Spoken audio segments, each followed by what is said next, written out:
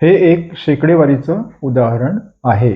पहा, प्रश्न काय आहे? एका विद्यार्थ्याला एका परीक्षेत 400 पैकी 220 गुण मिळाले, म्हणजे त्याला किती टक्के गुण मिळाले?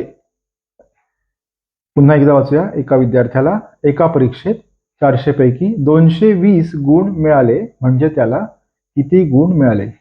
कमाल गुण किती आहेत? कमाल गुण 400. कमाल गुण किती आहे? कमाल गुण 400 पैकी किती प्राप्त झाले गुण? प्राप्त झालेले गुण आहेत 220.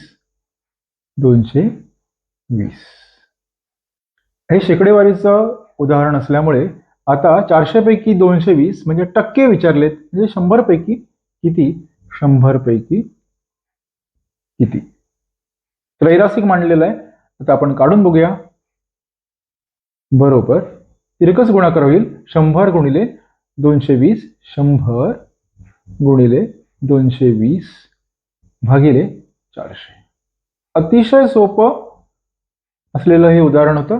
आता जिथे जे शून्य शिल्लक आहेत ते शून्य सगळे आपण काय करूया? हलवूया. आता भागाकार होईल. पहिल्यांदा काय करू आपण? सोप्या पद्धतीने करू.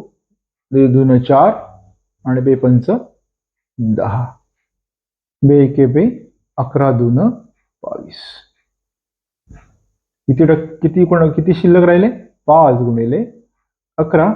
याचं उत्तर येईल 11 पाची 55. म्हणजे या प्रश्नाचं उत्तर आहे, एका विद्यार्थ्याला जर परीक्षेमध्ये 400 पैकी 220 गुण मिळाले असतील तर त्याला मिळालेली टक्केवारी ही 55% आहे. व्हिडिओ आवडला असल्यास लाईक करा, शेअर करा, सबस्क्राईब करा आणि आपल्या अधिकाधिक विद्यार्थी मित्रमैत्रिणींना फॉरवर्ड करा. तुम्हाला अवघड वाटणारी शेकडेवारीची उदाहरणं कमेंट बॉक्समध्ये मला नक्की पाठवा.